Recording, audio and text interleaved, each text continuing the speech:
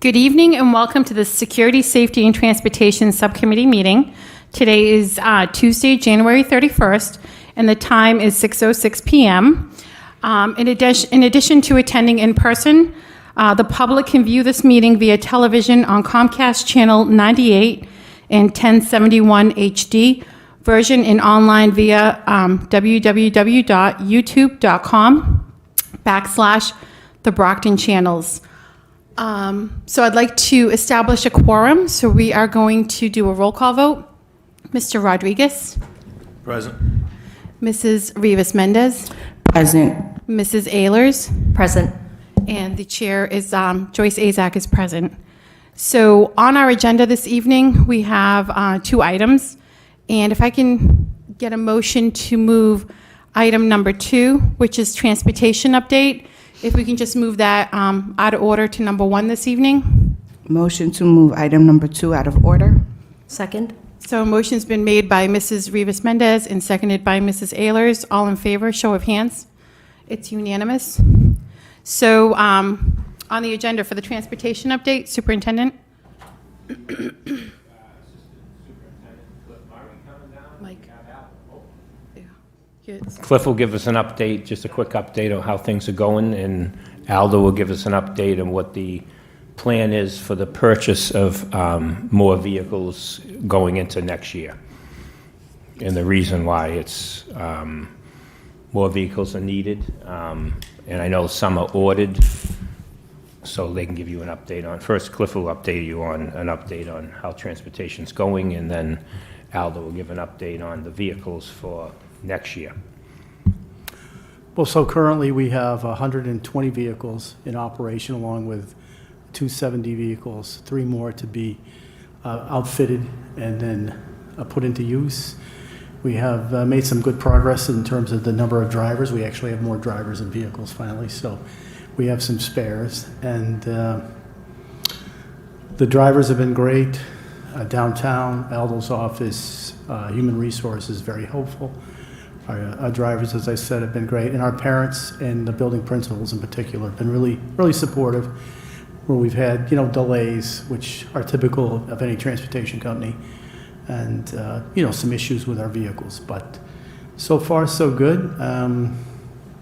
We're looking hopefully to expand a little bit next fall, so that we can provide more services through the Brockton Transportation to our elementary schools, which currently we don't have all of them covered, but the operation seems to be going fairly well. Knock on wood, we haven't had any big snowstorms yet, so that's going to be a challenge. But if anyone has any questions about what we're doing. Thank you.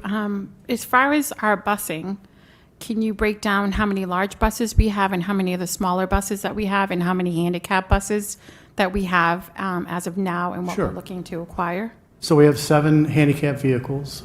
We have 5 7D vehicles, which would be like a Toyota, or ours are actually Honda vans, the vans you might see in the community. We currently have 59 vans that are available to us, and 61 big buses. We had 1 damaged in a collision that's out of service. So that's pretty much it. We're hoping to add vans. Actually, the vans are something that we could utilize going forward in terms of the pre-K group, some of the smaller groups. We've been able to manage all of our transportation requirements for our athletic teams, for other groups. But again, because of the number of vehicles we have, we aren't at the point yet where we can do things during the day, during our 3 tiers, either in the morning or the afternoon. So we're a little limited in what we can do during the day besides transport students to school, but that's kind of where we stand right now, vehicle-wise. Thank you. Mrs. Ehlers? Just a quick question. The 61 big buses, are those the only ones that we require CDLs for? And then the other, I'm just curious as to which ones require All of which the yellow credentialing. buses, for lack of a better term, Yeah. require a CDL and a bus certificate. The 7D vehicles, which are the vans, those require what's called a 7D license. So They have to go through at least 60 hours, in some cases a little more, to obtain that certificate for the buses along with their CDL. We are actually, have been steadily right along. Tina Spano has been kind of spearheading the 7D and the CDL and certificate classes. We have 3 trainers, and so we've been gradually, because it's 60 hours of training, being able to add people. We've also used our dispatchers to actually do bus runs when people have been sick, so it's kind of slowed things down a little bit for us, but everybody's chipped in and done a nice job. Great, thank you. Yep. Thank you. Any other members with any questions or comments? I do want to say that having it in-house not only has helped with the efficiency, but the communication has been a lot better because it's controlled by us. Information is instantaneously brought to Jess from Cliff or a member of his team, which then directly she has a whole system that finds out where the bus is from. It goes to those parents, a text message, where before very difficult to get information out of first student, or if you did, it came a half hour late, and the parents have been sitting there for already a half hour or 40 minutes, and then we would have to get the phone call out, because obviously we didn't control first student. So that piece has been a huge benefit. And then Kevin Cairo said this athletic season so far, from September to now, there's been no issues with transportation for athletics. Definitely. I know myself, I had this school year, I didn't receive as many calls as I did. Well, everything in the beginning is a learning process, so I didn't receive as many calls, which is nice. You know, we're really in our first full year. Correct. So it's our first full year. So last year, 2020, late 2021, early 2022, we started rolling these out and really starting with our transportation company. So in Mr. Petronio, from, my first year on the committee is, why do we not have our own buses? So it's still surreal that we have our own transportation company, and we will start seeing our numbers. It'll take a good 2-3 years to start seeing the profits compared to when we were paying out, monthly. It was, $1 million a month we were paying out just for our busing to first student, whereas now we're going to start seeing a huge savings because we have our buses, we have the transportation company, and they're also employed. So it's so much easier, as the superintendent indicated, is having it in-house. But I have a 2-part question. So I know at one point we had talked about the tracking. There was an app. So I know a lot of parents, it's a process given the size of our Right. district. So I know things do take time. So the tracking, how are we doing with that? Well, as far as the to be app? honest, we had actually engaged a company, a vendor, late last spring, and began working with them through the summer. And unfortunately, we did not make much headway.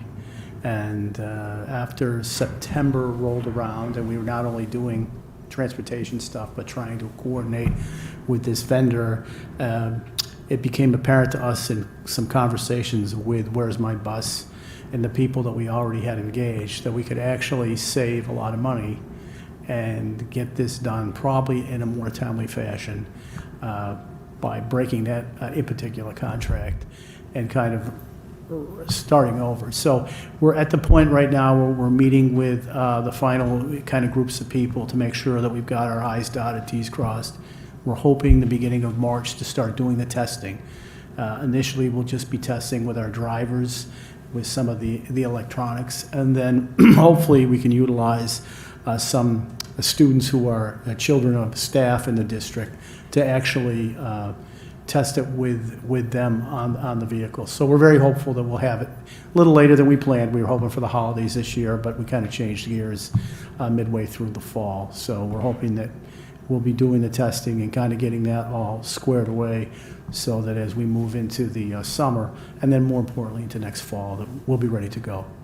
Okay, no, definitely. And I know a lot of parents, students have phones, so they do track them that way, Well, but the superintendent did allude to this. Jess Hodges, Kelsey have been really helpful.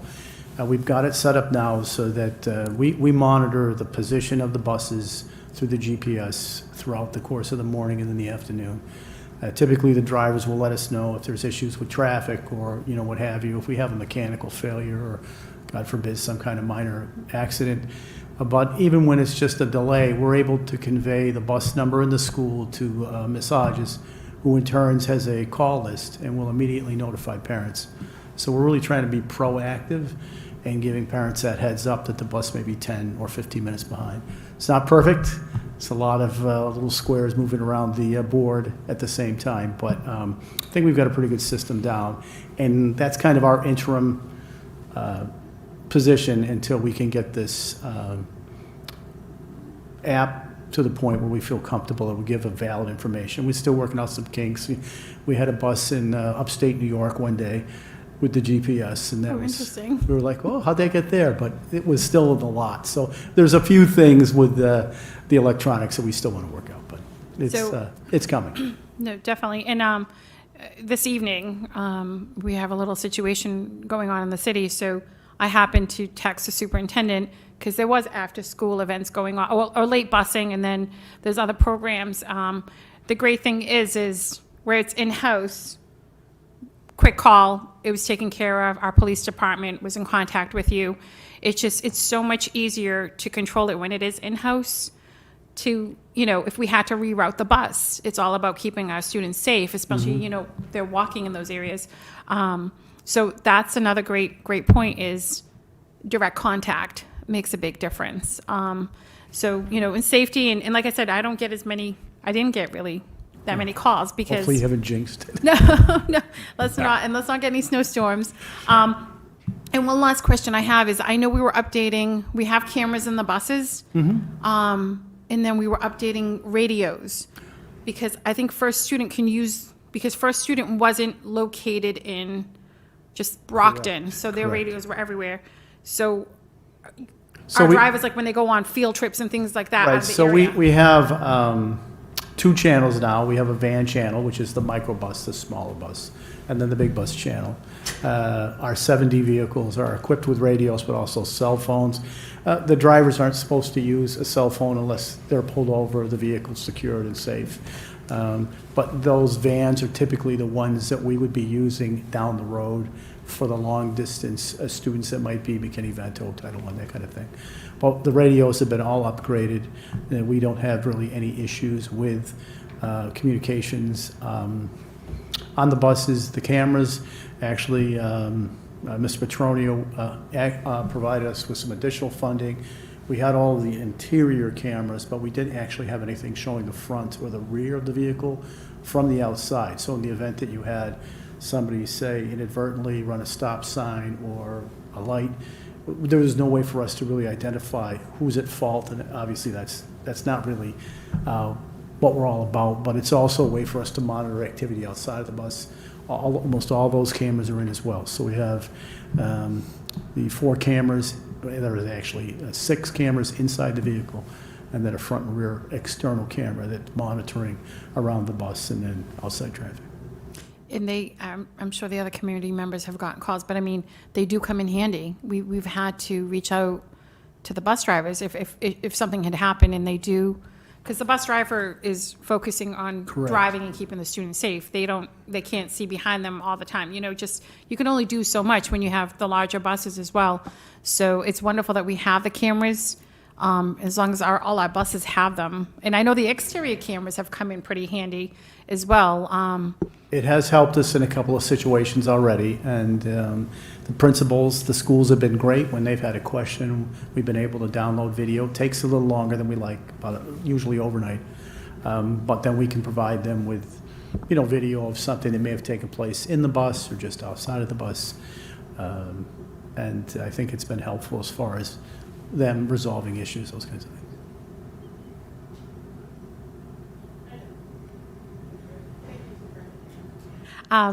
Just curious, because these are brand new buses, how are we doing on repairs as far as maintenance? Because that's going to be our goal once we have, our permanent location is, other than regular oil changes, rotation of tires or flat tires, things like that. Are we running into anything we weren't expecting?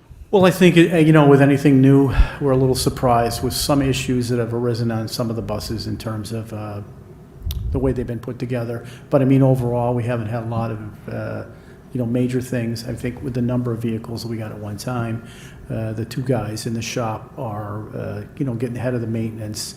We're learning about some of the things. It's a little bit of a challenge with the electronics, like any vehicle line, whether it be car, trucks, buses. They updated and used a new design with some of the electronics, so we're struggling with that because it's proprietary with the manufacturer. But we've only run into one situation which really kind of put us behind the 8 ball in terms of a daily type of operation. The supplier in Rhode Island's been great, helping us out. The Chevy dealer here in town, Copeland, has been very helpful. All of our micro vehicles are Chevys, so they've been very helpful, supporting us with warranty repairs. But, you know, it's been a challenge. We only have 2 guys. One of them is kind of wearing about 5 hats right now, so, but we're getting it done. And I think, you know, going down the road, there's obviously, you know, things that we'll be able to work on and improve. But given our space and who we have, I think we're doing okay.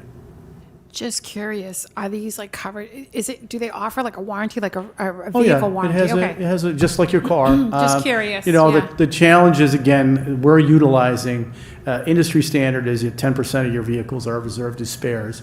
We, because they're new, are hedging our bets a little bit, and occasionally, like a couple Fridays ago, we had a lot of athletic teams that were traveling, so we kind of dipped into that reserve a little bit, and that came back to bite us, just because it did. And fortunately, nobody was late getting home from school. But so there are some challenges, again, with the number of vehicles that we have, and, you know, trying to make sure that we're meeting all our commitments that we're engaged in. But I wouldn't say that it's, you know, it's a challenge. It's like any, you know, mass-produced vehicle. There's things that aren't right, but it hasn't really put us in a situation where we've had to go outside for support, so.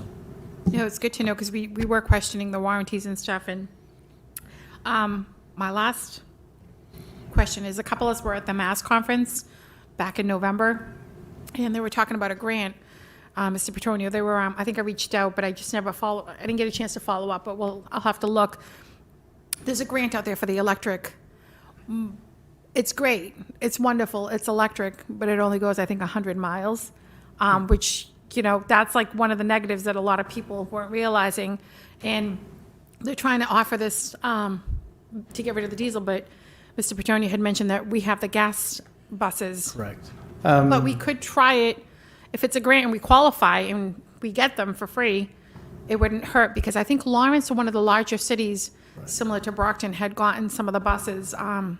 There are some significant infrastructure costs with electric buses, and the cost to charge them is pretty significant. So I think you know, if you got a bunch of money to subsidize that, it might be worth investigating. But we have gas vehicles. It's not quite the same as the dirty diesels, although diesel engines have improved. So. Yeah, no, in the whole 100 miles, I mean, it's like, what if you're on a trip out of the area? So, but I know The issue is, and I've had this conversation with a couple of state reps, is until there's money for the actual grid needed to, the size of the grid needed to charge 130 to 160 vehicles is millions of dollars. And, you know, until there's money for that, I mean, you can talk about making buses electric, but the big issue is the actual infrastructure to have to charge a vehicle of that size. They haven't come up with that solution yet. No, I mean, even if we had gotten, I think you had mentioned just to try a couple out, or so, if there was no charge to us and we qualified for it, but and I think they would give the charging units or something. The mayor's office, we had spoken, if we can have one as a grant, we'd be happy to take it, and we'll set up a charging station for it. The grant that's currently out, they want you to turn in a diesel bus, they'll give you an electric bus. And the ones you turn in, they want them to be, you know, 10, 15, 20 years old. Ours are all 1 year old, and they're gasoline, so that's why we didn't qualify. But I said, if they, you know, if the grant, which they said might change, they may just give us a bus, we'll take it. Yeah, because I know I questioned that. I said, well, of course, you know, everyone's like, oh, we got 5 buses or whatever. And I'm like, We have 100 and some odd. Everyone like, ooh, like looked at us. I'm like, yeah, we're Brockton. We have our own transportation company. And I believe Mr. Rodriguez was there with me. There was something, depending on the size of your district, you qualify. So we might, it wouldn't hurt. I can look it through my paperwork and see. It wouldn't hurt to just look into it, because we wouldn't have to turn the buses in. I believe they give you 2 or 3 years to turn the bus in to them. So by the time we do that, we would have had the buses for probably about 5 years, and we'd be ready to upgrade them. So we can look at, we can look into that. Mr. Rodriguez? Quick question, on the security aspect of the monitoring of the buses, how long does the recording stay on that bus? And then are you guys able to like Yeah, tap in on a so that live- goes into the cloud, and we can access that backwards in time. I think they save it for up to 90 days, the Yeah, system. we've got stuff from the fall, so. Yeah. It's a slow process because I think they have, everybody that has Well, it's slow because. cameras on buses, but Because we do the 90 Yeah. days, some places do 30, 60, No, we have 90, and bogs it down the longer you. we haven't run Save into it. any issues like that. Are you able to tap in like live feed? Yep. Like at Yeah, the we can moment? actually watch, so let's say a driver calls and has a concern about a behavior or somebody outside of the bus vehicle. We can actually go live, and now with those 2 external cameras, we can get a pretty good idea. With the external cameras, now when we have somebody blow by the red lights, we can actually identify the plate number. We can give that over to the school police if need be.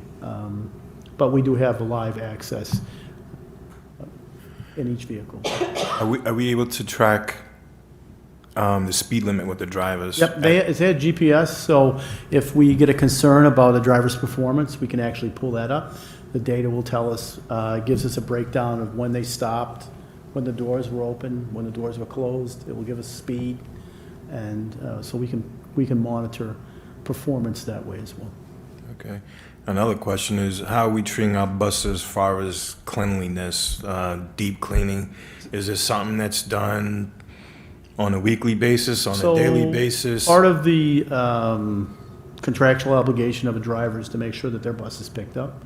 I would not be totally truthful if I said all of them are spick and span, but we actually put some things in place over the last month with the winter weather and the tracking of, mud and stuff like that in. But the buses, we actually will have the drivers sign up for a list. We have them anytime we get a break, like February break. Not only will we try to get, depending on the weather, the exteriors clean, but they'll do the interiors as well. So we are constantly monitoring. One of our training and safety officers in the yard, when they return in the mornings and in the afternoons to check for cleanliness, we spot check them. They get disinfected with a spray periodically, but getting them, the windows all cleaned and washed is, in the weather like right now, is a little more difficult. When it's a little nicer out, we have a regular group of people that just go through the buses on a rotating basis. And with the drivers, is there any training far as like first aid for these drivers? Do we have AEDs on the bus? There Just in isn't case an of- AED, but they do have to go through 6 training sessions every year to maintain their license. The last one that we did was bus management, kind of like classroom management, but there are other topics, safety. They all have a first aid kit. They all have to be trained in CPR. How to pick up a hazardous spill if somebody gets ill in the bus. Safe driving, defensive driving, those kinds of things. So each month we have one of these training sessions. The principal at West, Mr. Campbell's been great, letting us use their auditorium. It takes place for about an hour, and we have various topics that they go over and review to make sure that they're current in certain practices. And as I said, one of them is the first aid. Okay, cool. Obviously, you're the man in charge of transportation now. My question is, are you in charge of every vehicle that the district has in its ownership, or are you just on the Bite your tongue. bus transportation Bite your, side? bite your tongue. Right now, we're managing the buses. Just the buses. And, I think ideally, It's all our own. oh, yeah. That was your question, right? Our own. No, what I mean is, I understand it, but I mean, like, as far as on the facility sides, are you managing Oh, the so- vehicles, like, in total? No, we're not doing that yet, but the gentleman that works at the high school gym, if they need a lift and our lift is open, if they've got something where they need a couple guys to, pull something, they work together kind of as a team. We don't have a regular maintenance schedule for those vehicles, but we've had them up in the shop, he's been tied up, his lift's been tied up, they need to change the oil or drop the fluids or do brakes, whatever. So it's kind of not a real formalized exchange right now, but, we try to help out, and likewise, Jim will help us in the mornings. Okay, and this is probably Aldo could get into this. I know we still use Lynch's Towing, for any of our towing. Did we look at, I know we had a discussion about us actually purchasing our own tow vehicle as well, if we can get an update on that. We haven't yet. We've been focusing on the bus depot, and if this location that we're looking at comes through, then the superintendent and I have spoken about that, and Cliff, that's something we'd look into, because now we have an actual yard, a facility to not only house it, but to bring our vehicles back and forth. But it will be in our budget that we request from the city, and the non-net, a new tow truck will be included in this year's budget for the city, because they have to pick up the full non-net, because it's probably about 100,000 for, For the size Tow truck, vehicle yeah. that we would need, yeah. be about 100,000 for that vehicle, so we would put that on our request to the city to fund that in next year's budget. Thank you. Thank you. Any other members with any questions or statements? Well, thank you, Dr. Murray. Thank you, appreciate it. Mr. Petroni, Yeah, we'll just talk about the 7D process that Sure. is Well, used first, for homeless transportation, and well, the 7D, again, the minivans, we were looking at both Toyotas and Hondas, and as you know, the market that was this year, we went as far as Connecticut to get vehicles, because no one had anything in stock anywhere. So we have, about 5, I think, right now, 5. And, we have the homeless. If we have a child that was from Brockton who's now been placed by the state in Fall River, we have to go get him every day, pick him up and bring him back to school. So we're using these vans for that. When we hire that, out to private contractors, which we have dozens of, it's very, very expensive to do that. So to bring it in-house saves us a lot of money, and it's, even better for our kids, because our permanent employees that are picking them up. So we're looking to expand that, get more vehicles as we go and pick up more of them. At the same time, we have 5, when we say vans, it's a short bus. It's just the front of it looks like a van as opposed to a bus. So we have 5 more vans coming. 1 is a replacement of one that was totaled, and the other 4 are additions. Talking with the CFO of the city right now, putting a request in for facilities vehicles and for school buses. At the same time, we're putting a request in for the bus depot that we want to buy. So we're putting this all in, and hopefully we'll get that. And I'm asking for anywhere from 5 to 10 more buses, so that we'll have the additions that we need, and we'll have, the backups. We're finding this year especially, the number of homeless, the number of special ed that we're doing door-to-door pickups on has increased quite a bit. I've never seen it grow this fast before, but it seems like people know Brockton provides these services, and they're here. So I'll continually ask the city for additional funds to buy vehicles. Superintendent wanted me to look into even looking at some used vehicles. We find some that, that are great for within the city that have, 40,000 miles on them. Why not look at, a smaller bus or something that we can bring in-house? So we'll do that too, because it takes anywhere from 6 to 8 months. When you order a bus, they actually make it for you. So that's, basically any point in the time during the school year, you order a bus, you're not going to have it until next school year. So we have to have the funding in place to do that. But we're going to be expanding, and then at the same time, every year we'll probably 4 or 5 years from now, we'll be circulating out 4 or 5 older buses or damaged buses and get 4 or 5 new ones in. So we'll continue that process going forward. And that, again, it's as the superintendent said, it's non-net school spending, so we'll be asking for those funds in our budget. The savings in our budget, which we've averaged from first student a 6% increase every year, and as you said, it was $1 million a month. So there's $750,000 that they would increase their budget by every year. We've leveled that off. It's still going to grow slightly because the number of vehicles that we need in our students, and plus we have a really good compensation package for our drivers. That's why they prefer to work for us. But it's not going to grow at $750,000 per year. And we're going to have newer buses, better maintained, like you said, better communication, all of the state-of-the-art equipment in our vehicles. So that's going to be a great benefit to the city that we'll have going forward. We need to go on a field trip, as Dr. Murray said to you. These are things that we do in-house, all our sporting trips. In-house, we do it. The cost really is a little bit of maintenance and fuel and the driver. Whereas before, you have to hire out, whether it was First Student or whether it was Southeast Regional or any other bus company, you pay a lot of money for that. No, thank you. And just one last comment. When I first came on the committee, I believe we were paying $67,000 per bus to lease them. And then up until last year, was it 100 or 98? 98,000 last year. To lease. We own them. Yes. So that's why now we're going to start seeing that it's, instead of millions of dollars that we're leasing them, we own them and we can just keep, switching them out as they get older. So definitely, this is like one of the biggest moves we've made that, being on the committee. So, and it all happened, I'll remind them, Mask 2019, Yep. November 2019, we were lucky enough to have them come out in 2020. No sooner did they finish their audit at Brockton, as far as, they came out. No sooner did they finish it, we went into lockdown for COVID. So we were lucky, thank you to the superintendent, we pushed to get an appointment, and look at us now. This is amazing. So it was always on a wish list. We never thought we'd be able to acquire our own transportation company within BPS this fast, but, it's one of the positives that came out of COVID, I guess you could say. But thank you both for your presentation. We appreciate it. I'm sure Mr. Petronio you. will be seeing finance coming up soon. We're going to need a second bus depot if Right?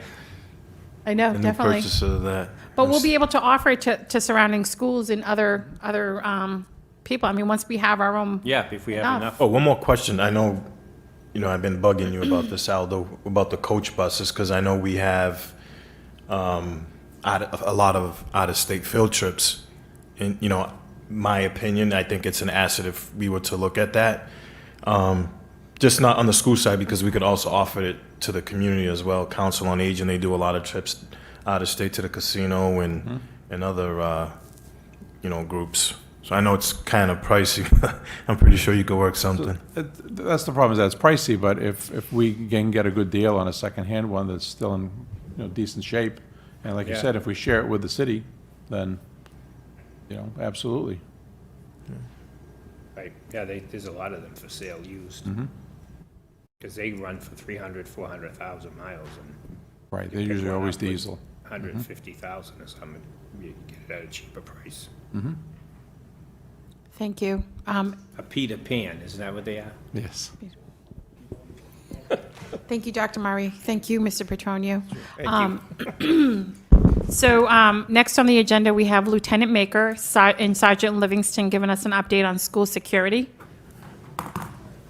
We also have Captain Hallisey with us, who is the captain, actually, the school police commanding officers, Sergeant Livingston and Lieutenant Maker fall under a captain, and that's Captain Hallisey. So thanks for being here as well, and feel free to come to the table if you want. Yeah,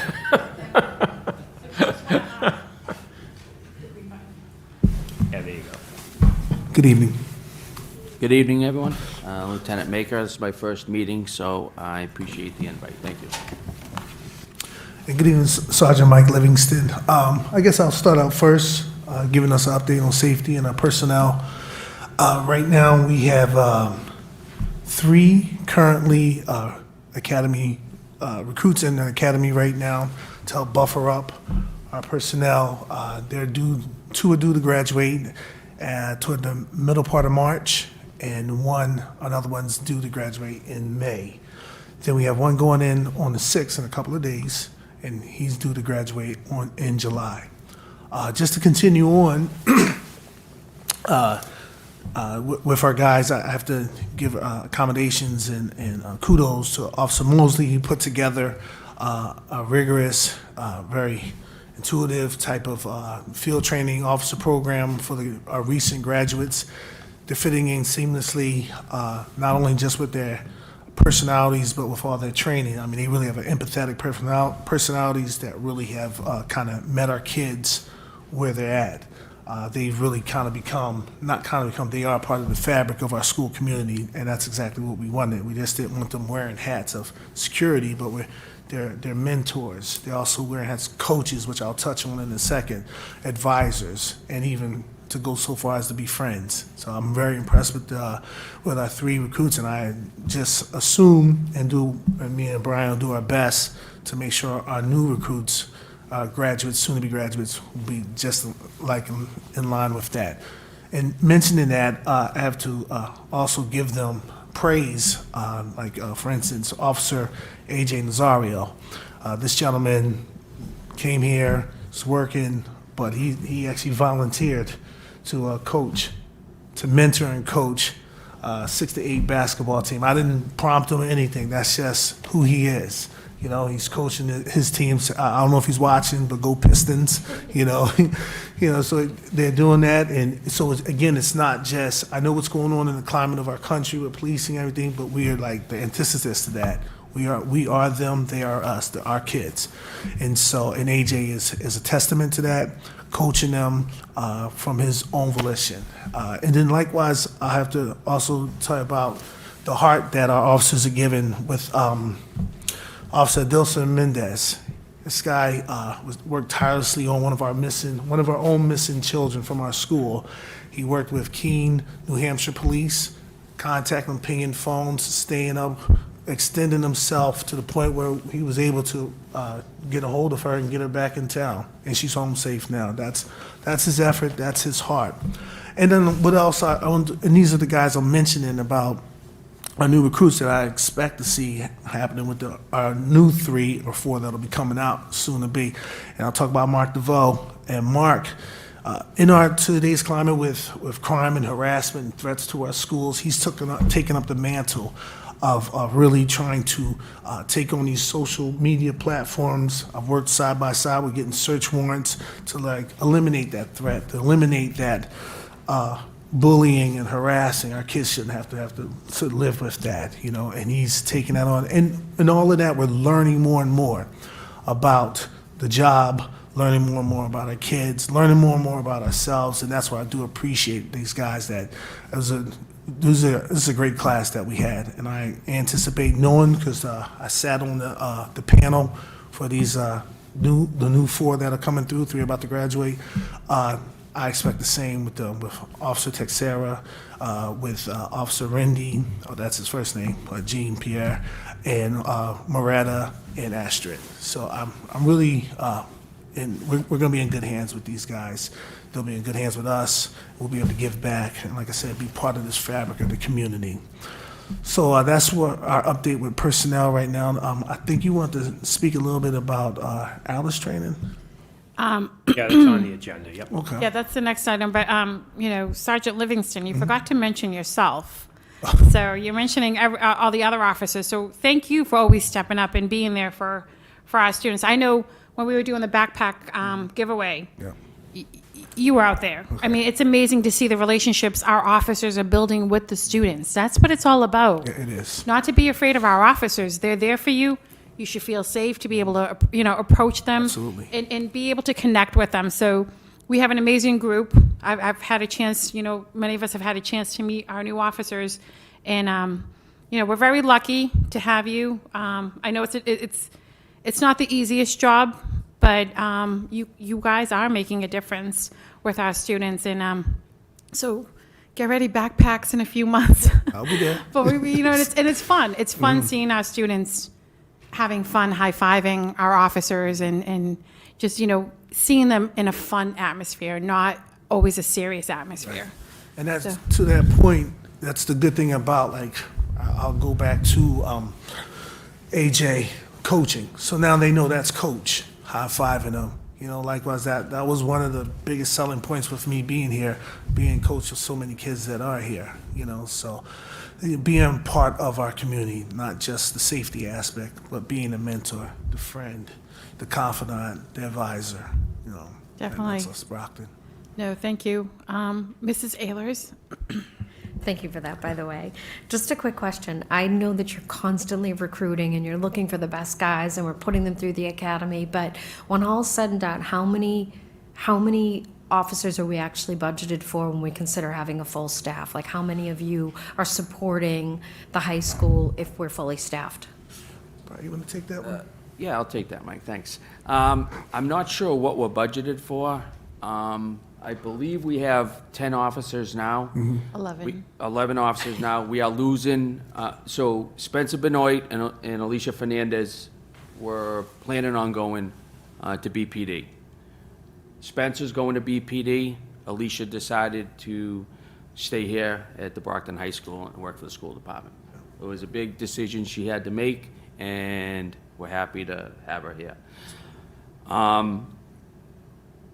Mike and I have spoken. We're going to speak to the superintendent, and we're going to look to hire 5 more officers this year to get up to a budget of 15 officers. But that's communicating with the superintendent and the CFO. So that's kind of where we would like to be, but we're not sure where we're going to be, I guess. Well, there's always that wish list that you reach for the stars and hope you get somewhere close to it type thing. I was just curious what we're actually budgeted for, but my follow-up question is the one you just answered. You know, even if we are fully staffed, it begs the question, is that truly fully staffed to handle everything that, you know, comes in front of you every day? And to your point, Sergeant Livingston, it goes beyond just being an officer. A lot of what you're doing is high emotion. It takes a lot. I can't imagine what it's like to be looking for a missing child, to be that invested. That's going to take a lot out of somebody. So, I don't want to wear out our officers either. I don't want to run them down or get burnout, however you want to talk about it or label it. But I was just curious if you think that 10 or 11 are enough, or if you think that this type of work requires more hands. That's all. We haven't had a conversation, I guess, about that, what our full staff would look like. I can say that we have 1 school resource officer. And we had a meeting, the captain, Mike, myself, superintendent with the chief, and because of manpower at BPD, we're just not getting any more school resource officers. So I guess the builder That ranks means up. 2, that we're down 2. Right. The builder ranks back up. We would have to probably go on to the school police side to handle, you know, ultimately I would love to have, you know, an officer at every junior high school, along with the high school and the city side part of it. So to answer your question, we haven't really had a conversation about what fully staffing would look Nor like the right now. opportunity to be fully staffed. Yeah, right. I Yeah, like to no, have I that think problem. I think it's a valuable exercise to talk about where we are and kind of where we want to go and what the perfect model would look like, and then what it would take us to actually get there. And that's not a no, it just might be a not now in a, you know, fiscal year 24, 25 is something we'll be, but I think it's a worthy exercise to talk about what we would consider fully staffed and basically what does that journey look like to get there. Absolutely. It's also, we'll do this during budget season, but we also have to look at what we're paying out in details, whether that can transfer into 2 more offices or 3 more offices, because we use a lot of details to do traffic, because you have Summer Street, that's a big issue with traffic, so there's been offices there, but in, you know, Raymond, Davis, because you have the Raymond and North. Yep. So sometimes they have to go to the George a lot because of just the traffic pattern at the George, because it's a big school that's in a really small footprint. Same with. Those details could add Yeah. up to another A lot- position. A lot of money, yeah. Yeah, Okay. So they're helpful, but we need to look at, whether we transfer that money into people so they have the extra staff to be able to cover some difficult traffic areas in the Yeah. morning and the afternoon. And then being able to go to places when there's, like, places that they usually don't have traffic issues, but all of a sudden they appear to have issues, so they go there for a week and just to get things under control, and Yeah. they pop in and out of those kind of other schools that usually don't need them all the time, but it's something we'll have to think about when we build the budget. Yeah. Thank you very much.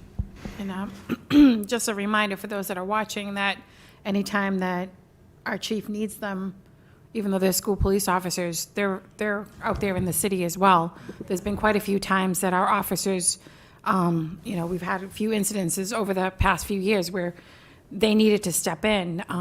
Things were going on that the city needed them. So they're located at the school, but they're also part of Brockton PD. Absolutely. Mr. Rodriguez had a question. Staffing level. So 11 current, we're losing one, which brings us to 10. And then with a 3 and 1 that's coming in, will bring us to 14. And then we're looking to hire 5 more. So that will Correct. bring us close 19 per se. We have Officer Kevin Smith put his retirement papers in, so we'll lose him. So essentially, yes, 19 or 20 with the 5 additional, once we talk to the superintendent during the budget season. Yeah, that was one of my concerns. I'm always on top of this. Is what is the actual number that we need? I think we need to take a deep dive to say, this is the amount of officers I'm going to need, because I don't think we cover the weekends, if I'm not mistaken. And then, we only do 2 shifts. Correct. Correct. And then also, looking forward to, with the fields and the bus depot, obviously the city has a lot of assets, and you want to have the manpower to that. So I would like to see like a deeper dive into saying, listen, I need 25 or whatever the actual number is to, Yep, we to could be, do that. to be Yep. comfortable. This is the voting body that's Yep, gonna. Yeah, and we also, you That think of budget. like, Yep. to Mr. Rodriguez's point, not soon, but within 2 years, you'll have a big construction project here at Brockton High, which will entail a lot of expensive equipment being stored, either here or might be stored in 3 different locations, because it could be just so much stuff. And the way contractors work, sometimes they have to order materials ahead of time to get a cheaper price, or they have to grab it when it's available. So having officers available to protect that asset is important as well. And then also, adding more officers, I just want to make sure that, you guys are equipped with, all the tools and also vehicles. So, if you want to, I don't know if we have enough vehicles or guys doubling up on the vehicles. Right now, we're fine. Fine. Yeah. Aldo, how many are you waiting for? 3? Police vehicles? Yeah, They were waiting for 2. 2, okay. The new ones, right? Officer Vaughn did pick those up. Oh, they're in? Yep, they're in. Oh, good. So what are they being outfitted? I think they were already outfitted, and the radios were in there, they just need to be programmed. Okay, so you have 2 brand-new ones to put into... Yeah. Into circuit, yep. All right, good. I wouldn't mind taking a look at the new cruisers, if anyone else on the committee want to take a look at them.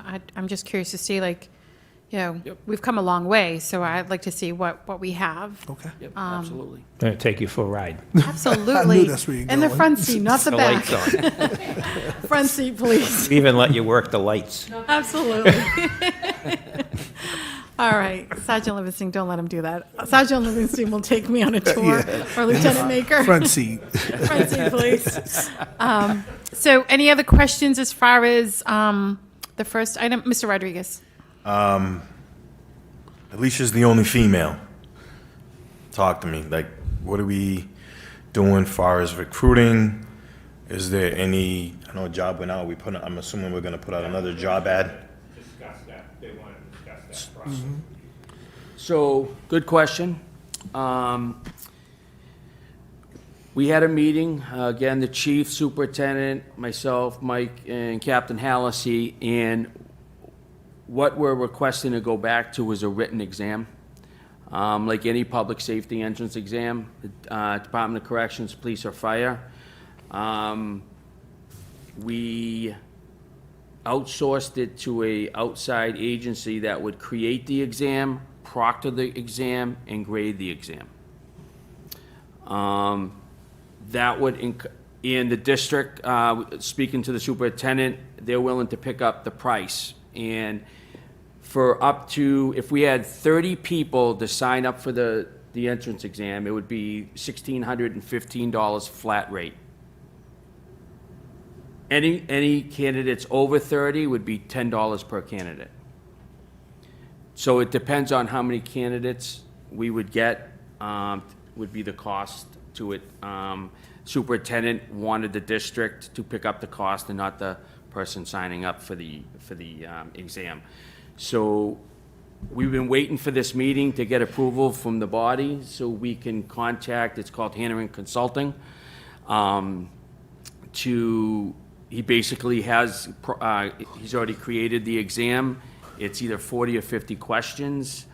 Once the grades come out and we get a list of potential candidates, at that point, we're talking about that if you're academy trained already, meaning you already went to the police academy, that would be a preference. Second language would always be a preference.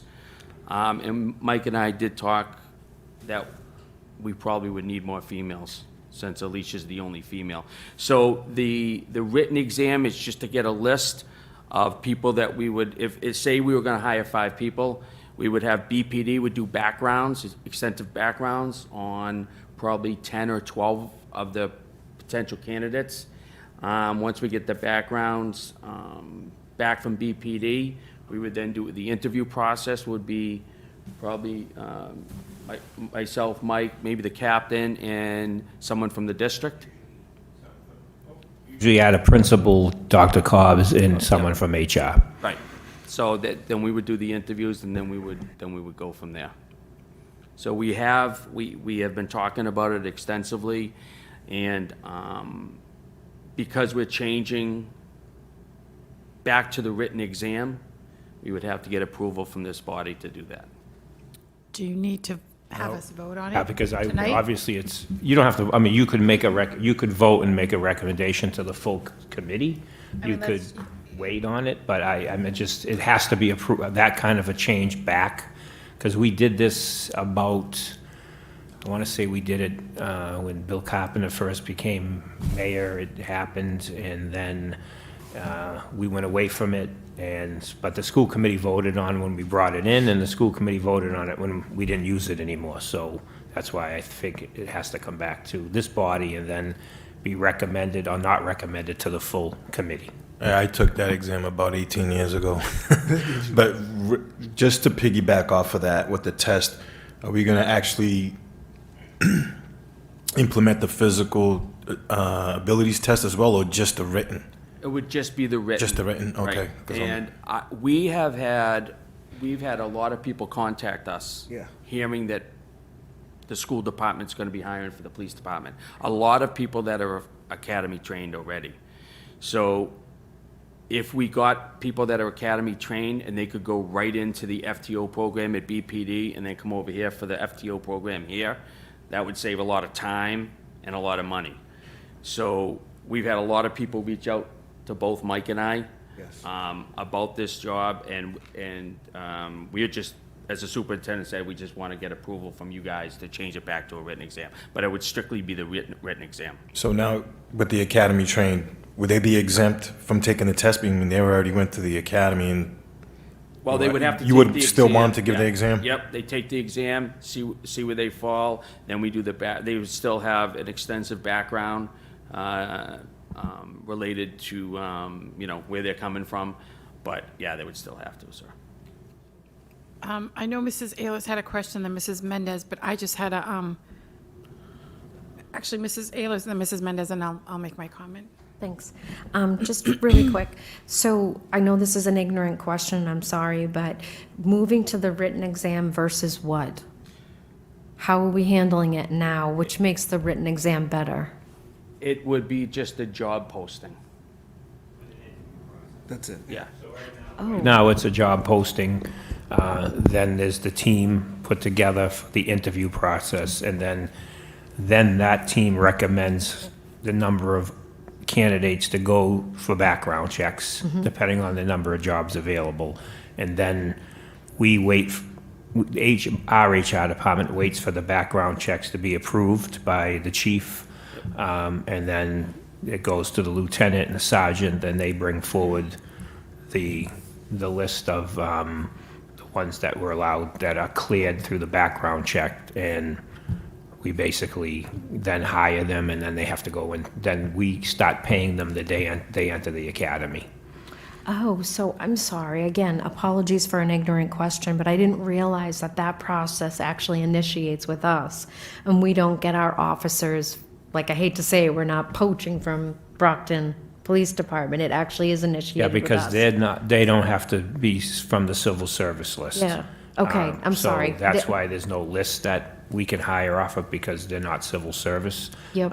So that's why it's been this process. It used to be a test, then it went away from the test, and now it's the interview process. But the background check part has always been there. Like, they have to go through the full background check of the Yeah. Brockton Police Department. Okay, much clearer now. Thank you so much. I appreciate that. And yes, if we don't have a written exam, I absolutely am supportive of it. So thanks. Mrs. Rivas Mendez? I think similar to Kathy, so the point of the written exam, is it to basically filter candidates? Basically, yes, and to create a hiring list. That's exactly what it's Okay. for, yep, Okay. yep. So everybody that applies has to take the written exam, so we're paying for that written exam for everybody that applies? Correct, Okay. yes. Yes, ma'am. Yep. And at 30 candidates, $1,600, and any additional candidate, $10?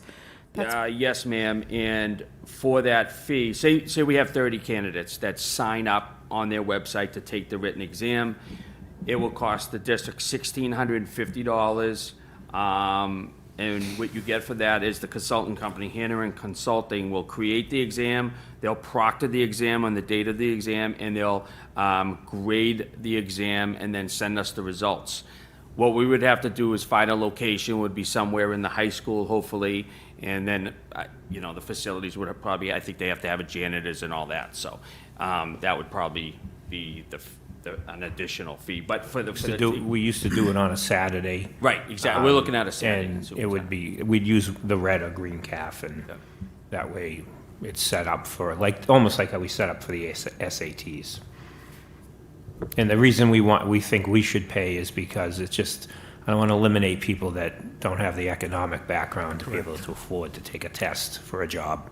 I just think it's fair, especially for the low price that we cover the cost. Is this a one-time thing, though? Like, is this once they create the exam and once we have it, is this a one-time payment? And then the only other fee that we have is the next time we're doing a round of hiring and for them to proctor and do the Correct. assessment? Correct. Okay. Mr. Rodriguez? Not like civil service, obviously, it's 2 years, every other year. Are we keeping a time frame, or is it every time that we're gonna hire, you wanna create? So, good question. We really haven't discussed that, but I think it would be exactly what you said. We have the consultant company create the exam, we give the exam, we hire from that list, and then if we need to hire more, we probably would do another exam. Right.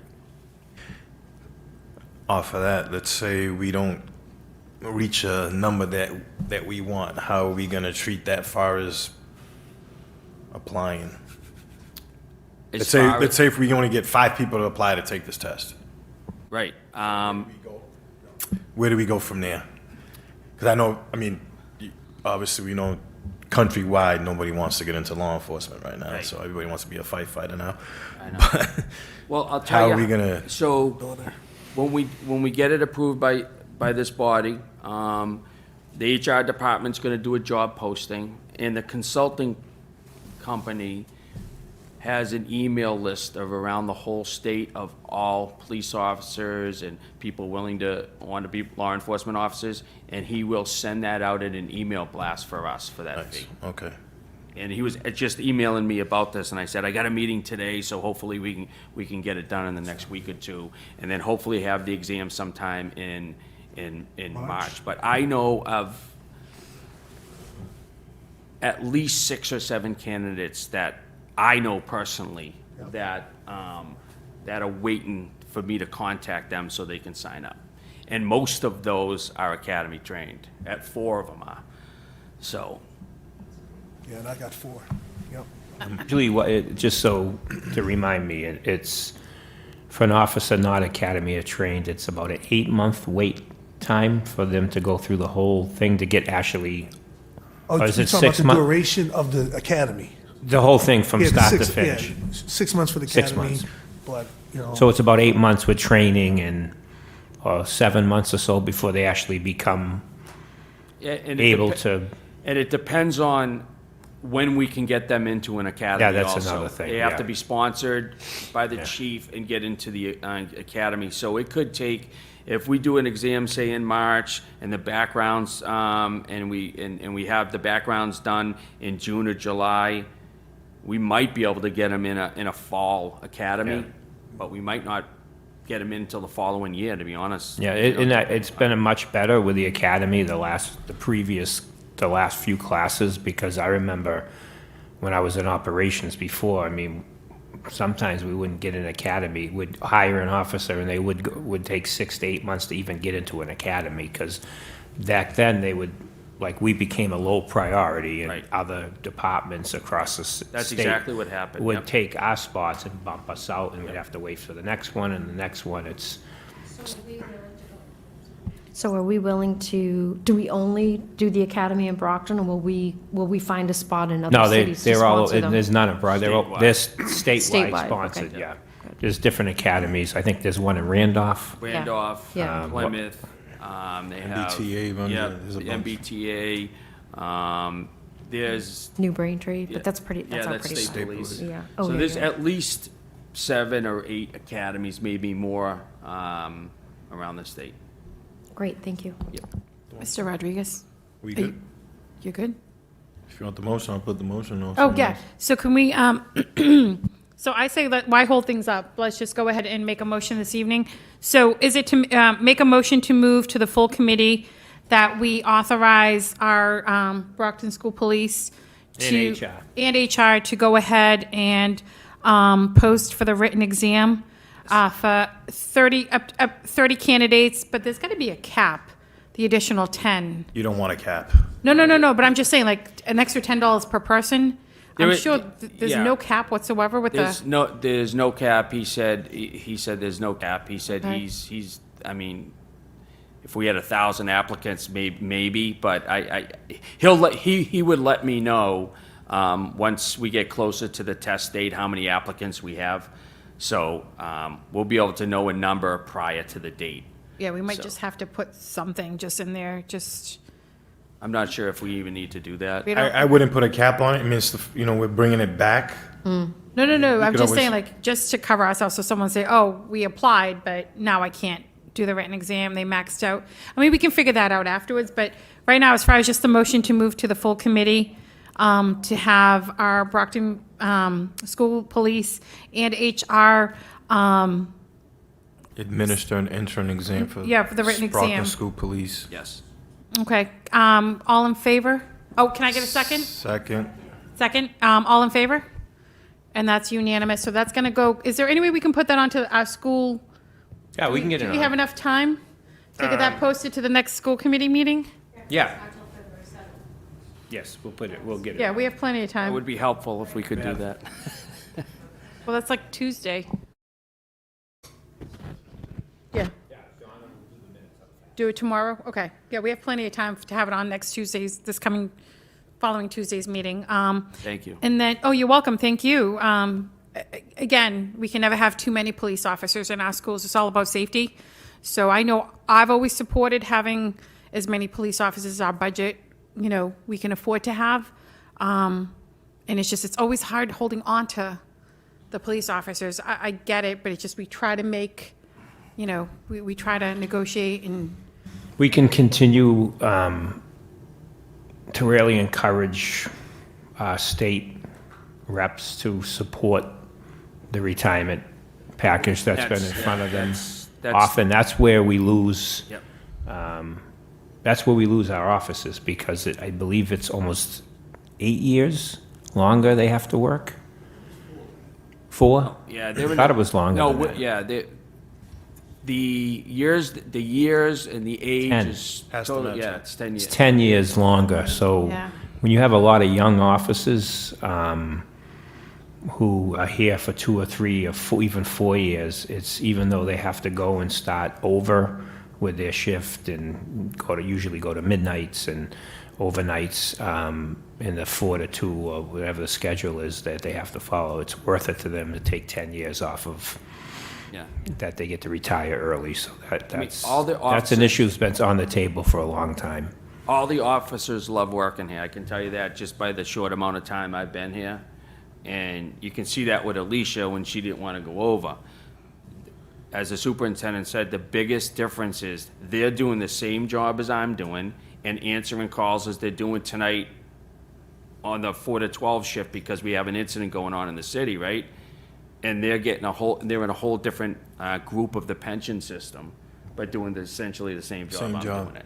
So, and that's the biggest problem with maintaining, good quality officers, and bringing them in and keeping them here because they want to.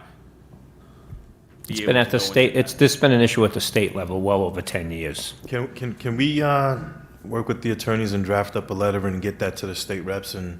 We definitely need push to for work that. on that, because a few of us have been on the negotiating side, and we understand, we get it. It's just, but I hate losing some amazing officers, but you have to do what works for you financially and for your family. But, no sooner do we do the training, and, students get familiar with them, and then we switch over, and like I said, we have some pretty amazing, and a lot of people don't understand. They just think that they're just school. They're not. They're out there tonight. We've had our officers out there on a regular basis. It's just, they are Brockton PD. They're not just school police.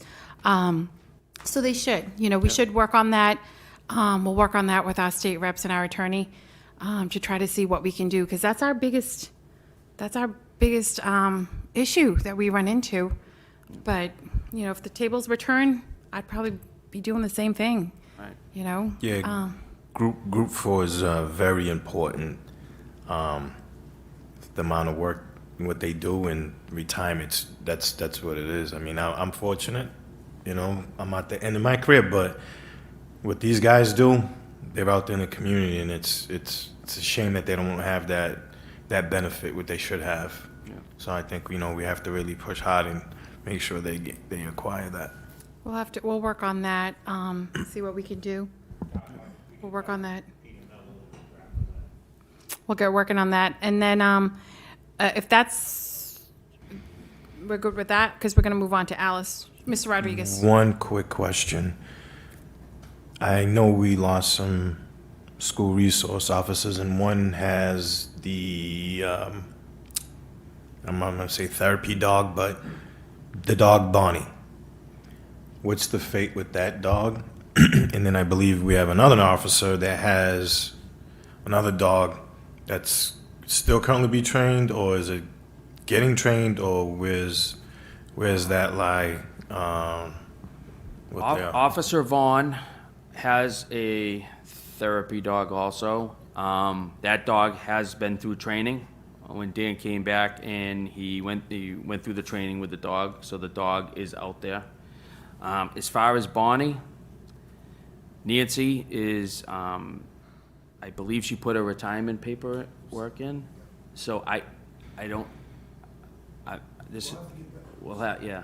We will have to get back to you to see the fate of Bonnie. I'm thinking Bonnie's staying with Nancy, but I can't be for sure. So we purchased the dog. I know how the. Okay, So are we gonna? replace the dog? Because I mean, obviously the dog's not gonna be responsive to another what I'm saying, handler, yeah. so. All right. That'll be, Because I know the schools love the Alva, the we're gonna have therapy to- dogs.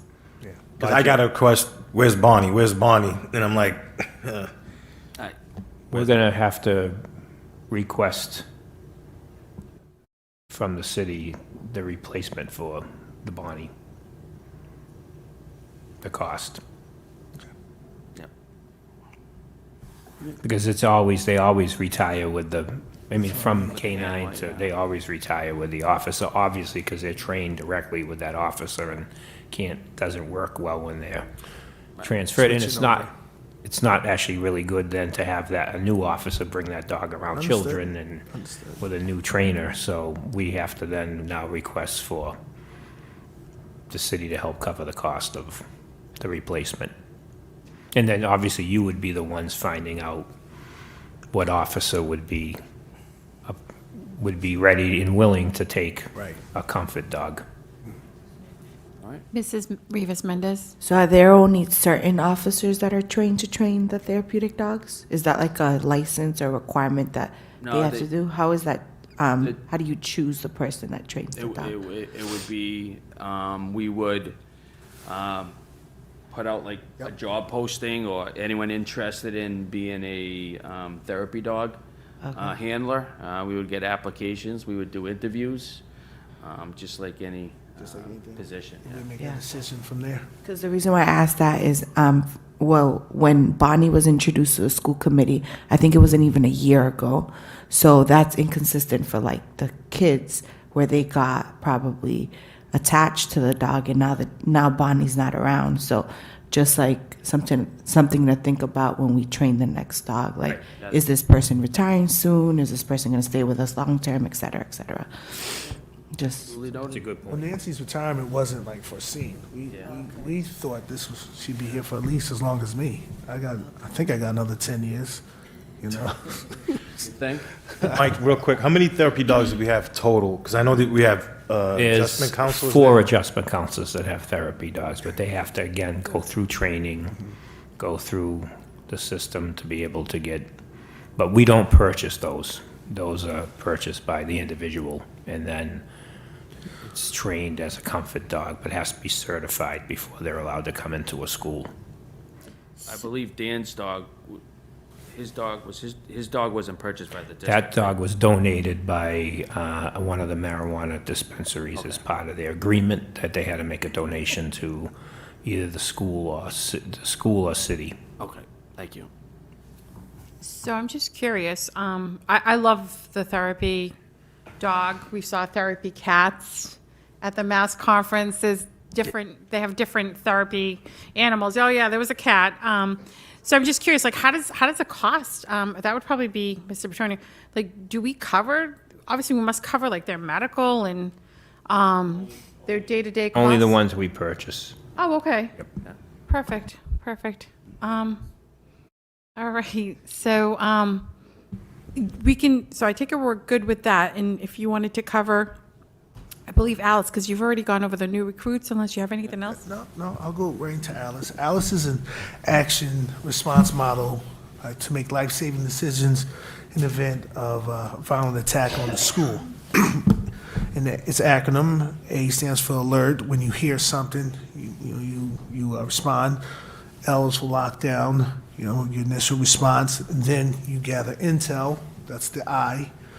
And then unfortunately, C is counter. If you have no other response, that you have to either barricade yourself or actually encounter the attack. Or hopefully, E, you can, after you get your information, you can look to evacuate. These come into place. We've had to do this quite often in the last couple of weeks, and I'll differentiate for us the difference between a lockdown and a stay in place. A lockdown, you would initiate, Alice, if there was like an incident that took place, a violent act on the school, and then that's when that Alice model, the lockdown, comes into play. So that's when a lockdown takes place when, again, to focus on when the threat is inside the facility inside the building, it's been deemed a threat, like maybe a shooter, God forbid, or even a knife. We actually had that in the last year and a half ago or a year ago. But the difference for that is a stay in place. Now, stay in place, and when you'll get these phone calls, our parents will get this, I think Jess Hodges sends out a message, and we had one today. Stay in place, that is when we deem the threat potential harm is outside the building. And I'm sure the city is well aware that there was an incident on the north side of the city, and we put in 4 different schools. We were about to put our 5th school out of prudence into stay in place. And stay in place is when we lock the facility down, not to get confused with lockdown, but we lock the facility, meaning we don't allow anyone in or out of the facility. We maintain the integrity of the doors, and they stand by for further instructions. I was able to call all these principals to give them a heads up what's going on. Then I text Mike. It seems like I text everybody, let them know what's going on. Then once the on scene of the incident, I talked to the supervisor on scene to tell me if it's okay to lift the stay in place. And then that's when I make those contacts and we lift the stay in place. When I said there was a point I wanted to make about the stay in place. Again, Jess makes all the contacts, and I think she calls and sends an email to us, to our parents, and We also email all That's the it. other principals in the district, so they know that other schools are in a stay-in-place or a lockdown. So Jess also sends an email to all other principals, even though they're not part of it. And in a stay-in-place, it's, because our doors are always locked. It's basically, if there's any outside activities, like a gym class is outside a recess, they immediately have to come inside. So no one can come or go into the building. Parents are told they cannot come and dismiss their child. If you had even like me, would not be allowed in the building. Like any outside visitors, whether they're parents coming for a meeting or outside, specialists going into a school to do therapy with a student, they would not be allowed to go to the school. You can't enter. So there's no doors opening during a stay-in-place when the threat is outside. And the 2 things that I wanted to piggyback what you said, Joyce, is about communication. That is crucial in these 2 incidences, pretty much any operations, but definitely calling, keeping everyone in the loop, what's going on, from the chief to Mike, down to the OIC, that's the police commander in charge of the shift, to the on scene, to Brian, to Captain Hollisey, and so on. And the other one, it's slipping my mind right now with the stay in place, but Mike, this might refresh your memory, but we also send a police officer to each school that's locked down. I think that's probably what you yeah, were that's what I thinking was of. Yeah, in a stay-in-place or a lockdown's different. You would have more than one police officer report. Obviously, you'd have a tactical team and whatever officers that trained to do what they do with an intruder. But they also send, in a regular stay-in-place, an officer always goes in there, in front of the school in their car. And that goes to the point when, Kathleen, you were asking about, do we have enough officers? So today, we had to go, with the capacity of our shift, we sent all those units to all those schools, and also to know if there is an instance, like we have to actually do an active shooter. Those fobs to get into our schools have been distributed out to the shifts so they can get access right to those schools. We even expanded that out to the Trinity lower. Right now we have the lower. We don't have the upper. We have New Heights Charter and Spelman's. And Seventh Day. 7 day. Yep. So, okay. I just want to Seventh Day. And also the fire department, all their fire engines and fire, all the cars that they have, trucks and engines, and the deputy chiefs and all the vehicles they ride in have the fobs that give them 24/7 access to all our buildings. And just to conclude, just to hammer home that point, the difference between the lockdown is the threat is inside, stay in place, the threat is outside. Thank you. I had asked you to clarify that because a lot of parents are usually asking what's the difference. And before I had known, I heard the helicopters, but I didn't know what had happened. And it, like I said, it's pretty impressive when we have our school police, because I had just driven right past Raymond, and you had your cruisers. It was noticeable. If someone's there, they're gonna know the cops are in the area. So you were at the schools, they have the cruisers at the schools. It's all about communication, it's all about visibility. Some of the schools weren't as close, but again, we have them secured. And it's all about safety of the students and the staff that are inside as well. So, there were quite a few schools that were on that list, but, I'd rather have it safe than, notify everyone. So the one thing I do, we have a great communication. I know our superintendent and the mayor had kept us, informed us what was going on.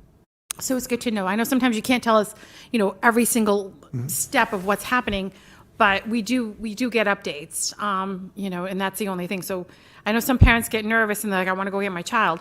It's just the stay in place means there's something happening in the area. Luckily, it was probably around, maybe it was a little before. Before 2. Before Yeah, so 2. no dismissal yet. Yeah. And I know I had reached out to the superintendent. I said, okay, we have after school and we have late buses. It was already taken care of. You had already reached out to transportation. That was already taken care of in that area. It's great having the communication. That makes a big difference. But as far as the ALICE training, so I know I've done the ALICE training a couple of times. So every single new employee has to complete the ALICE training. And do they do it once a year or every 2 years? Once a year. So we're all up for renewal to do the ALICE training? Yes. Usually I think it's March, right? We didn't do ours. It's January. Oh, you must be different. I know the school committee.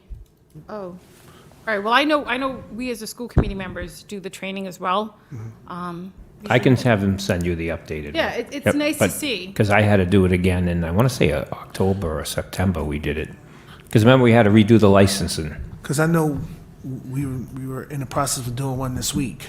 Yeah. For the high school, so we're still in the process of getting that one done. That was for students. Yeah, for Yeah, students. no, she's talking about the actual virtual training For that the we went through. I think Personnel, yes. we did that back in, Yeah, I want to say I want to say October. October. Yeah, because I printed my Any certificate. new employee, that's They have to automatic. do it when they You do get the training hired. before you walk in, or? They do it once they're hired, they Okay. go through the virtual, because it's all self-directed virtual training. 'Cause it is So we important. always have enough licenses to make sure that people getting hired go through it. No, definitely. Any members with any questions on the ALICE training? Mrs. Ehlers? I want to make sure that I'm not confused now. So, new employees have to do it upon hire, but we have to renew yearly anyway, regardless. We have correct? everybody do it, yeah. Since we've had it and we've been Yeah. able to do it virtually through their virtual training, it's instructors that are from the Alice Yeah, company I that remember do it. doing it last year. I'm just putting it in my head that we're going to have to So- do it again over the next Yeah, I couple of think, months. was it yearly, I think, or was it every other? Yearly. Yeah, that's Yeah, what I okay, yeah. Dearly. Okay. They all run into each other now, so I don't really, but I remember I definitely did it this past October. I thought we did it in the spring. I thought we did it like around February or March last year because we had the DEI. It was around the same time we did the DEI webinar. Yeah, so that it Yeah. would have Because been. we're Yeah, so not- we're all just about ready to Yeah. renew it Renewal. anyway. Okay, Time's up. thank you. It's good to do that. Any other questions or statements? It's like we're good as far as that. Anyone want to cover anything Mr. Rodriguez?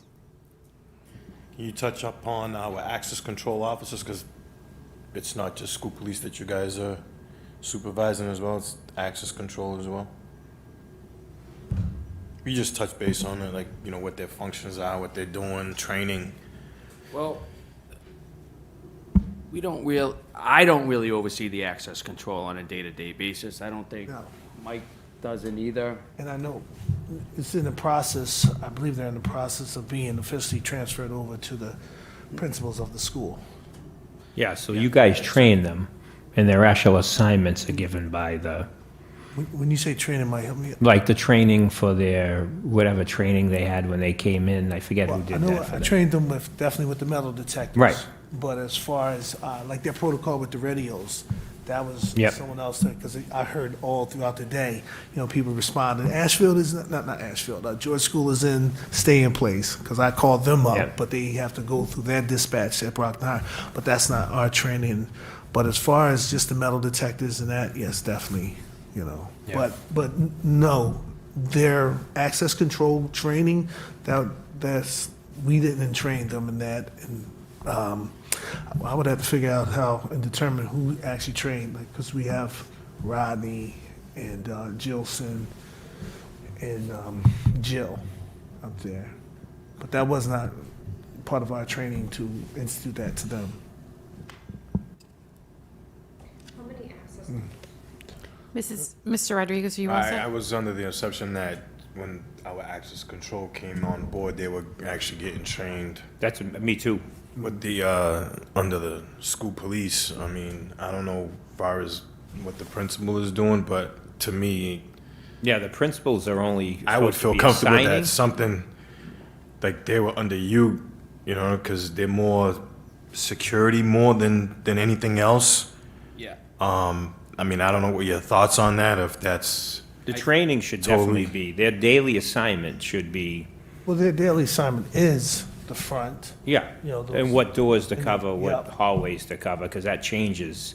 So they get that direction from the deans to make sure, but their training should have been, when they first started hiring them, like when the older ones that are with us, or been with us for a while, they were trained by, So, yeah, School police, under so- the other regime before, we're gonna have to- before I came up. Right. And before Kevin was here prior to Brian. so we gotta Their revisit that, training because I was might have like, been under. I was on the impression as, like Mr. Rodriguez, that the Yeah. training is done by school police or somebody you designate that is, Their function. Yeah. Okay. How many access control officers do we currently have? specialists. Specialists, sorry, Specialists, actual access control specialists. So that number's fluctuating because I know maybe 2 have left. I would say, I can't give you an accurate number, but I think right now we're at 15 at the high school. see, I was gonna give you less than There's that. currently two at the Champion. One is filling in until they hire 2 more. So they would have 3. So that's right now, I think the high school has 15. The high school, yes. So, Definitely, I mean, that's actually, it's really important that they have training Right. from our officers. I mean, that's something we can work But on. they also, I have to check because from our end, they should be getting trained in de-escalation from, or the safety care training that we do for okay. individuals, like from adjustment counselors to people that have to do restraint. They should have all that training, and that's a school department training. But as far as things like what to look For entry, oh, you talk about like, yeah, internal training has to happen about safety care, de-escalation techniques that we do with, but they're actual, like, what they need to look for with to be alert, how to talk on the radio, it's just a lot of things that, yeah, their communication, is that going directly to school police, or is that going right to the deans and the principals, and then they relay it to you? Because that's I was under the saying. impression once this group got hired, they're getting their training through school police, because I don't think the school administrator is equipped with that type Agreed. of knowledge to train these individuals. I don't even know I know what you- training you're just- talking about, to be honest with you. I can tell you this, us overseeing the access control is actually a violation of the Fourth Amendment. We can't be in charge of any access points to the school. That has to fall under the district.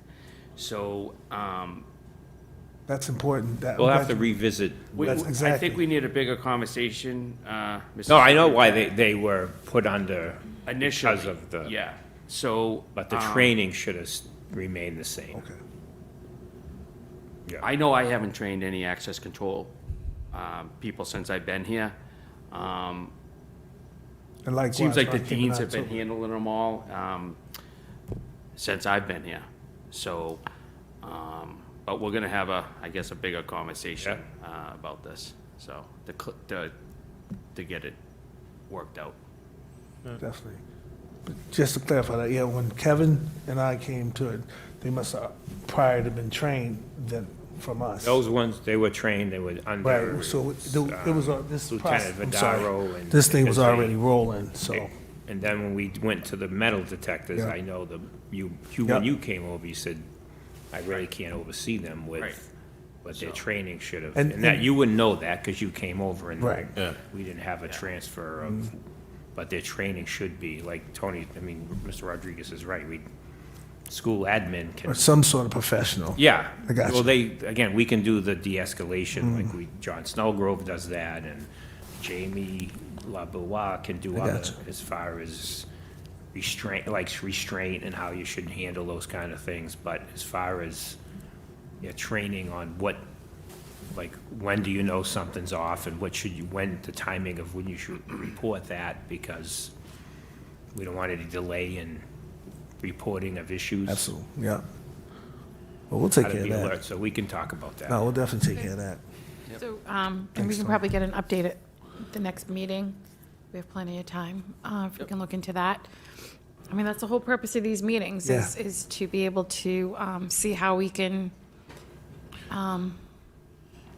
perfect what we do Fine-tune and it. where we need to work on, and, but, no, we appreciate that. Mr. Rodriguez, you're all set with, you're good? Any other questions or statements? I think we're okay. The only question I have is metal detectors. A lot of people look at them as a negative. So they seem to be working fine when I see them up at the fields. It's, no one's really No giving any incidents. pushback. People are No used to. instance is a good thing, right? No, knock on wood. The thing is, I mean, you go to a ball game, you go to a concert, you go to exhibits, you just go anywhere where it's part of our daily life. I mean, when you're going to events and stuff like that you don't think twice sometimes. So, and it's nice that we're using them at the stadiums. It's all about keeping, you go in there to enjoy an event. You shouldn't have to worry about your safety. So I've witnessed them.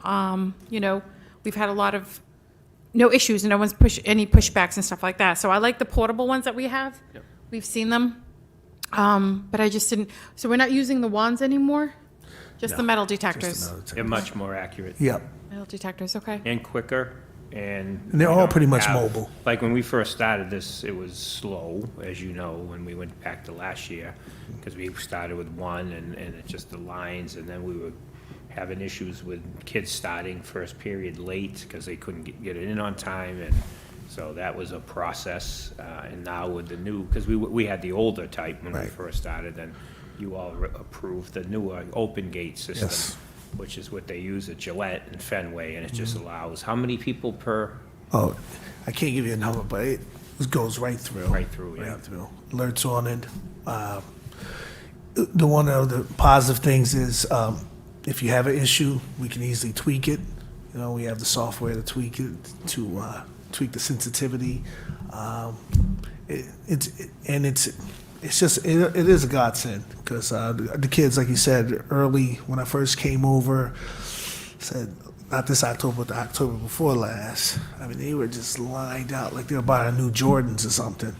So, Yeah, it was very inconvenient for the student and everyone. No. I mean, the staff, and it needed to, but with the new system, there's no more delay in getting in, because you can't actually, because if that continued, you'd have an issue with the Department of Education that we would be losing time on learning. When kids are missing part of their first period class, that becomes a violation. So in itself. the system has really worked out well with what we purchased. Do we have enough? We just ordered two more, Two more? because just to be able to not have to move them around. Even though they can be moved around, you try to not, because it's just, but we needed backups just in That was case the one main went thing. down. Just in case they go down, we One have gets down, backups. and you have to Yeah. go from one per, if you had one in the Azure went down, and then you have to now go through one door instead of two. Now you got long lines, but now we have the extra two that we keep permanently in the gym in Fine Arts, is it? Or- So, Have they come in yet? They haven't come in All yet. right, 'cause we I just would know did if this. they came in. They didn't come in yet. Yeah, we just did. Yeah. Mike came to me and said we need a couple of spares, so we ended up, found the money, and we were able to get the 2 extra spares. And we do have another application in for another COPS grant, which would allow for more equipment, but also they would allow for more curriculum and things to prevent violence, to work with students. And but part of that grant is also equipment, which like radios, cameras, door locks, those kind of things, and metal detectors if we decide to get more. So I'm just curious, we do rent out different facilities. Are we using the metal detectors? You just don't know if someone brings something in while the facility's being rented. It might not be a bad idea for us to start. You just don't know. People come in, they might leave something might fall out of their pocket, then you have a student, coming into, their school should be safe. Even though we rent out these schools for different events, it should be safe. And you don't know. Someone could just leave something there on purpose, knowing the student's gonna find it. I'm just, playing devil's advocate here and there, but it's just, I really think we should start using these when we rent them out for different events. You have people that are just coming in and walking around our schools, going into the bathrooms, and you just don't know. I think safety-wise, I don't know how the committee feels, but you got to keep our students safe. Mr. Rodriguez. I think with that, I looked into it that, I made recommendations with at Marciano Stadium with outside groups, and they did do it this past summer with the access control, with the portable metal detectors, but I think when the facility subcommittee meets, that needs to be in the policy of when they do rent the facility that, they're responsible for some type of security with access control, because we already have them on staff, so. Yeah, they would have to, that would be part of their fee. That would be part of their fee, if it's 2, 3, whatever number the committee comes up with, that if they're renting a gym, listen, you're responsible for access control, depending upon how big the event is. If it's just some type of practice, but if it's like a larger event, then I see that it should be used. It works fine at the high school, with the basketball, at the auditorium, at the gymnasium, so it's just in and out, in and out, in and out, so. But that should be on the facilities. We haven't rented the auditorium this year because of the light and sound issue. So, but when we're able to start renting it again, we just can't because of, you don't know if the lights are gonna go out or the sound, so we'll, as soon as that's replaced, we'll be able to start renting it out again. We only use it for internal high school events, but When you have a But when you large, have even a high school event that's not like this year's musical, which is a large event, At the Champion, I didn't recall seeing one of the portable ones there. They've been using the hand one. They have No, If I'm we not have mistaken. them at the Champion. It's at the Yes. Champion, okay. I don't see it as a negative. Not everyone agrees with that. It's just, I think it's about safety. You don't, some of the stuff that happens out there, it's just, you can't explain it. That's the thing. And there's just a lot of sick people out there. And you got to keep our students safe, and anyone coming in, especially when we have a lot of events that we usually rent out our facilities for. And you have like hundreds, if not thousands of people at these events. And I know we had an issue maybe a couple of years ago, maybe a year and a half ago at the stadium. There wasn't enough police officers. Again, we're working on this on a different subcommittee with the rental applications to make sure that they have, we update things Not in this enough. day and age. Not enough officers to take the details, and that's where the access control is, how you request, you're either gonna hire private security, we have the access control, which is an asset to us now. Let's move them into facilities where anybody that rents, they're responsible for that fee, and you have that level of security. But that was just a quick comment. Any other members with any questions or statements? Motion to adjourn. Other business first, Mr. Rodriguez. Other business? Well, the other business was the test. Just the test, that was it? Okay. Motion to adjourn was made by Mr. Rodriguez. Can I get a second? Second. And properly seconded by Mrs. Mendez. All in favor? Raise your hands. Unanimous. Thank you so much. Have a good evening. Meeting adjourned.